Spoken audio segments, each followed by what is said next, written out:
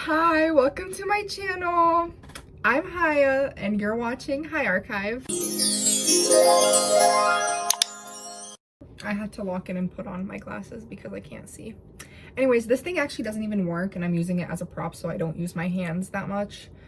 And so I'm not distracted and I'm not distracting whoever might be watching this, but I'm starting a series on this channel talking about cultural attributes to Western fashion.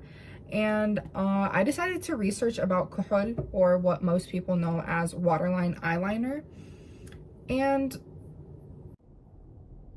yeah, and I decided to take off my glasses again because why not?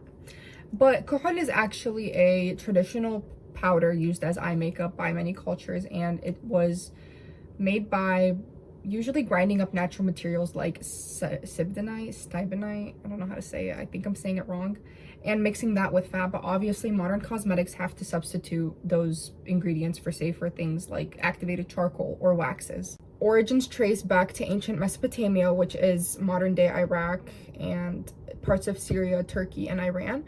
But obviously it traveled to Roman Greece through trading routes that connected the Middle East and North Africa to Europe, and that dates back as late as 1000 BC. But it wasn't as popular as you'd think until in the Renaissance era, and when it exploited into mainstream media in Western fashion after the unearthing of King Tutankhamun.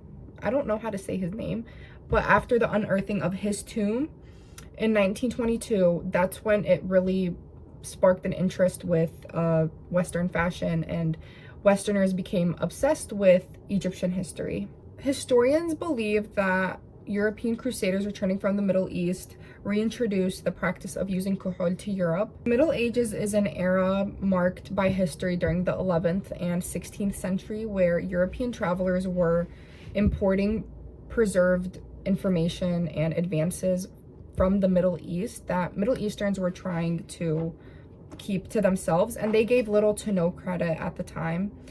And at the time they were also trying to capture Jerusalem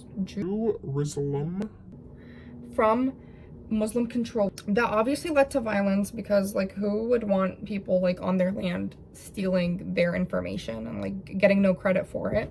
And then that also later on there was establishment of the Crusader states, until eventually the expulsion of Europeans from Middle Eastern grounds by Middle Eastern forces.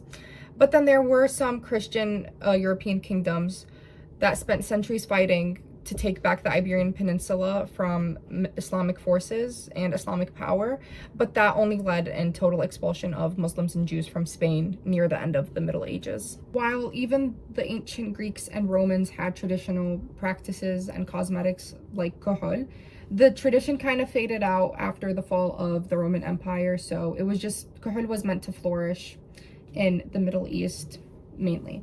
But Egyptian makeup played a big role in the influence of Roman beauty standards, because after the annexation of Egypt in 30 BC, you would see a lot of rich women with status wearing khol to brighten their eyes and change the shape of their eyes, or even the size, because that's what khol does. That's what any eyeliner does. You could definitely see what North African influences had on ancient Roman Greece, because before then, unpainted natural skin was really prized by Roman elites. It just showed that you had status. And you knew what you were doing with makeup, apparently. So the usage of khol back then is very different from what we use it for today.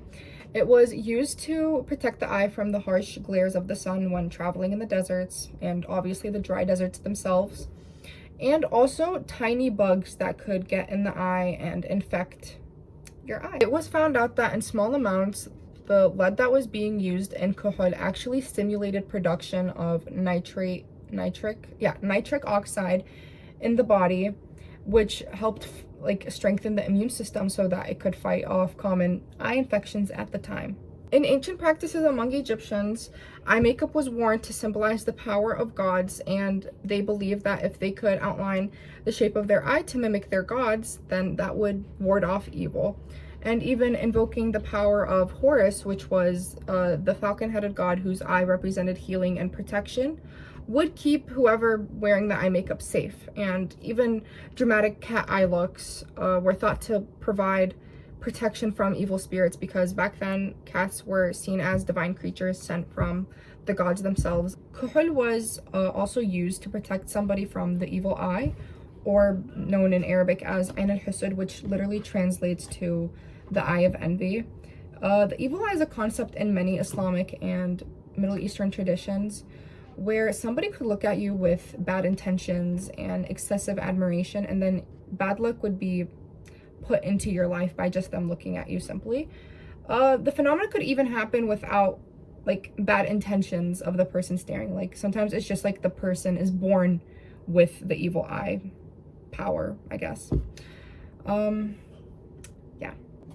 And I'm not really sure if people still wear khol to protect themselves from the evil eye, because I know that most people wear pendants like this instead of khol. I'm not sure what these pendants are called in Arabic or in English, so, but I'm sure everybody's seen them. In the okay, never freaking mind.